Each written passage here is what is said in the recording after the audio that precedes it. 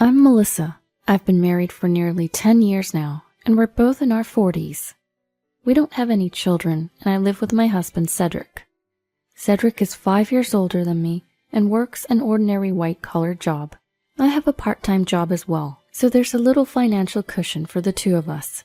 Since getting married, we haven't had any significant arguments, and I think we've been getting along quite well. However, things have started to get a little complicated recently. It all started when I inherited a condo after my father passed away.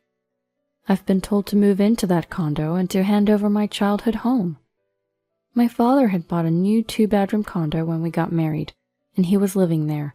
It's not a huge place, but it's a stylish condo. The condo where Cedric and I live now is my childhood home. I lived with my father and mother in a 4-bedroom condo until I got married, and then my father gave it to me. I left home once to go to college, but coming back after marriage to a home filled with memories was truly joyous. My mother passed away when I was in college, so my father was living alone in the family home. When we were getting married, he said, "How about living in this condo?" I thought he was suggesting moving in together, but he firmly declined.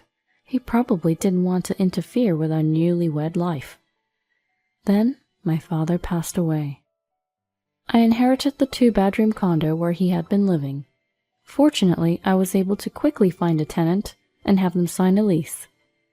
I thought our life would continue just as before. But a year passed, and my mother-in-law surprised me with an unexpected proposal during a visit.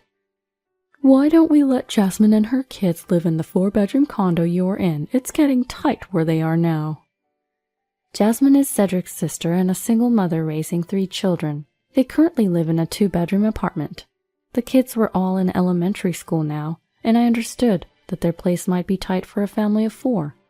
However, I had never had a good impression of Jasmine. Every time we met, she looked down on me for not having children. Cedric and I got married just before I turned 30. At that time, she had already tried to outdo me, but it got even worse after I turned 30. "You're 30 and still don't have a single child? You still don't have children? As a woman, isn't your life over?" Those words were just the beginning. The ultimate insult came when my father passed away. "You're such a disgrace not letting your father meet his grandchild." Jasmine is 3 years older than me, but she feels more like a younger sister-in-law than an older sister-in-law. In any case, we were technically family, so I wanted to get along if possible, and I thought I was making an effort. But after hearing those words, I wanted to keep my distance from Jasmine as much as possible. I don't have any siblings, and my only blood-related family was my father. And in the midst of being both mentally and physically exhausted after losing him, she said those words to me without a hint of sympathy. It's impossible not to have a terrible impression after that. I hadn't seen her since shortly after my father passed away, so I never expected such a proposal from my mother-in-law. She says she'll pay the rent. $500 a month. She said this with a look on her face as if to say, "Isn't that a great deal?" I was utterly astonished. Our condo is not that new, but it has been renovated, so the facilities are clean and there are no problems. With good public transport and being adjacent to a mall, if we were to rent it out, the rent would undoubtedly be over $2,000. $500? I don't know if they're unaware of the marketplace or what, but that's a lot of nerve to mention such figure when talking about renting a 4-bedroom condo. Since I didn't say anything, my mother-in-law must have taken it as a confirmation and proceeded with the conversation. "Don't you have a condo that you're renting out now? You two can live there. Just don't renew the lease. You two can move in, and once you're done moving, Jasmine and her family can move in. How many years is the lease?" she said. Cedric, being himself, said, "Oh yeah, that's a great idea. The condo where my father-in-law lived is new and stylish, and it's enough space for the 2 of us to live in." It seemed like the conversation would just keep moving forward on its own, so I asked, "Aren't we supposed to live here together?" In reality, my in-laws live in a single-family home, and now it's just my father-in-law and mother-in-law living there. Cedric and Jasmine's rooms aren't even being used. It seemed like it wouldn't be a problem if Jasmine's family moved in. Rather, if they wanted to move to a larger place, shouldn't they rely on their parents' home before asking us to move? However, it seems that if they move into my in-laws' home, the children will have to transfer schools. They would need to purchase new school uniforms and other things, so they said it would be a waste of money. I couldn't explicitly say no to my mother-in-law about renting the place to Jasmine, but I told her, "This is where I was born and raised. I can't just decide to leave so easily." We left my in-laws' house without saying anything else that day. Considering that my mother-in-law said, "I'm not saying you have to do it right away," she probably hasn't given up at all. When I got back to the condo, I said to Cedric, "This is my family home, you know. How can you agree to leave so easily?" Cedric seemed surprised, like he hadn't even thought I was angry. "Wait, but your family home is a condo," he said. I was truly disappointed with Cedric, who just said that without apologizing. Cedric, who grew up in a single-family home, seems to have a strong impression that a family home must be a standalone house. He doesn't seem to understand how I could consider a condo my family home. Since we were raised in different environments, I suppose it's understandable, but a simple word of apology would have been nice. My anger reached a peak, and I raised my voice. "The condo is my family home. Don't go making decisions about my condo on your own." Cedric seemed displeased when I referred to it as my condo. "What do you mean, your condo? We've been married for 10 years. It's our condo," he shouted back. If he hadn't denied that I think of this condo as my family home, if he hadn't resisted renting it to my sister-in-law, I might not have minded Cedric calling it our condo. But now I couldn't help but feel disgusted when he said our condo. After that, we talked about it many times, but we were still at an impasse. Cedric, who never considered my feelings, called me stingy, stubborn, and malicious. We both refused to give in, and in the end, we couldn't make any decisions or solve anything for several months. All the while, my mother-in-law would contact us, asking, "Have you thought about what we discussed last time?" My mother-in-law and Cedric, who wouldn't support me, were driving me to my limit.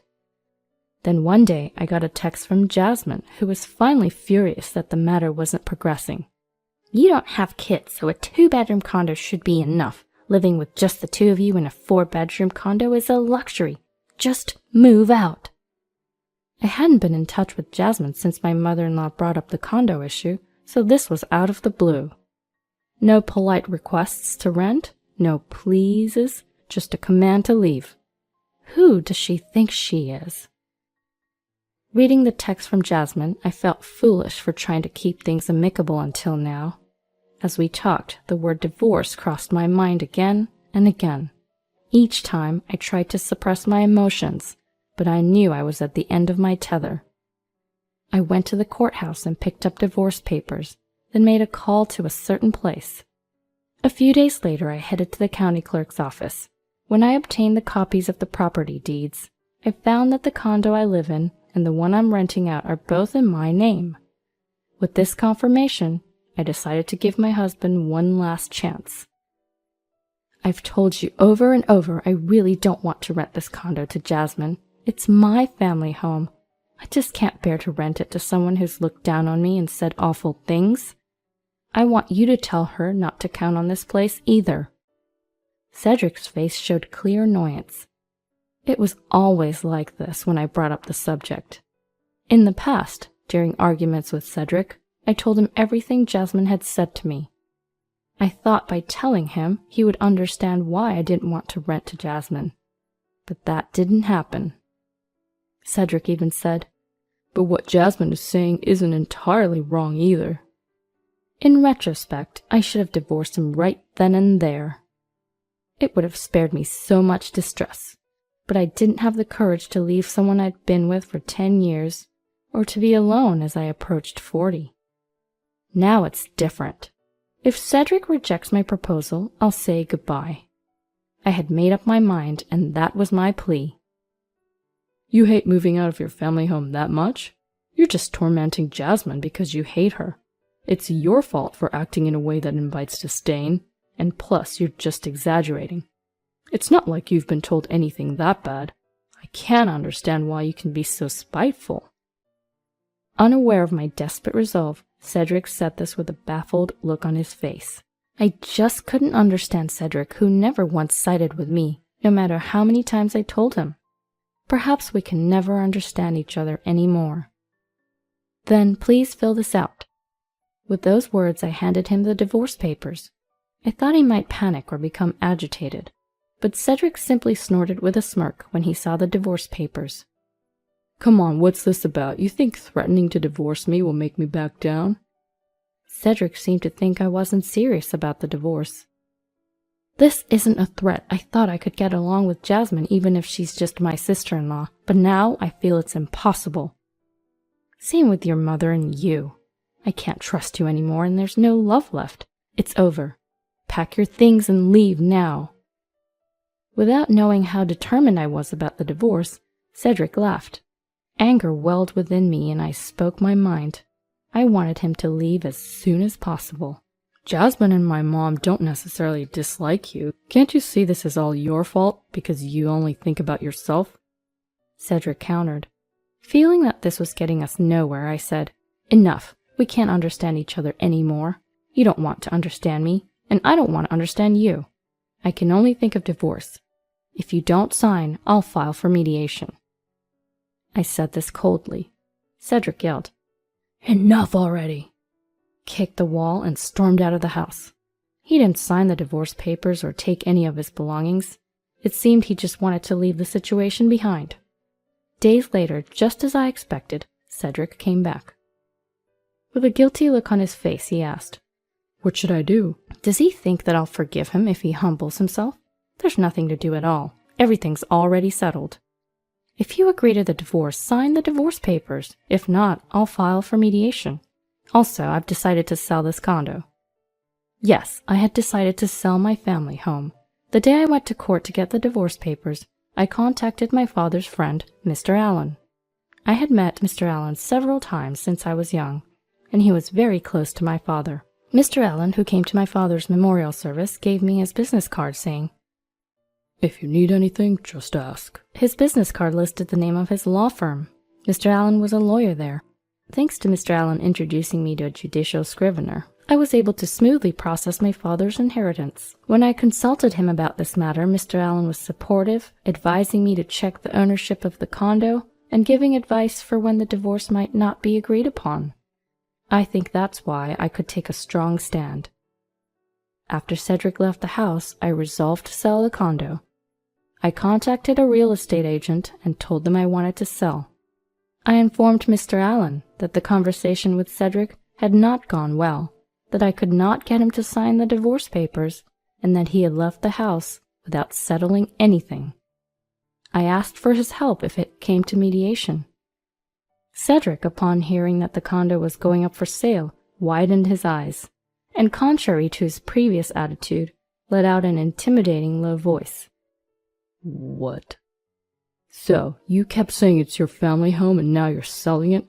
So it wasn't that important after all. Then you could have rented it to Jasmine, you stingy woman." Cedric might have lashed out, but I no longer cared what he said. "So?" I sent him a cold glance. He seemed a bit stiffened, but apparently he wasn't backing down yet. "Don't just decide to sell it on your own. The title may be in your name, but when we divorce, there should be a division of property. This condo was our shared property where we lived, right?" Facing the defiant Cedric, I smugly said, "Too bad. This condo was put in my name by my father just before I got married. Anything I owned before marriage isn't subject to property division.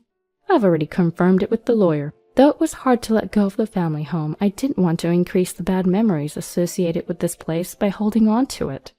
I consulted with Mr. Allen, and once I found out that this condo wouldn't be subject to property division, I was able to decide to sell it right away. Upon learning the truth, Cedric changed his attitude completely, now clinging to me in an unseemly way. "I was wrong. I don't need to rent this place to Jasmine. It's your precious family home. Are you sure you want to sell it?" Since you're still living here, you haven't sold it yet, right? Let's not sell it and start over here. I'll talk to Jasmine and my mother, so let's not divorce or sell the condo. At this point, I began to wonder why I had been with such a person for 10 years. I was disgusted with myself for having been with him. Don't say nice things now. You never stood by me no matter how many times we talked. It's absolutely impossible for me to start over with you now. Goodbye. Please pack your things and leave as soon as possible. He continued to resist the divorce, so it ended up going to divorce mediation, and I was finally able to part ways with Cedric. Now I am free. I thought being single would be scary, but it's not so bad. I've now purchased a new 2-bedroom condo, and I'm enjoying my life as I please.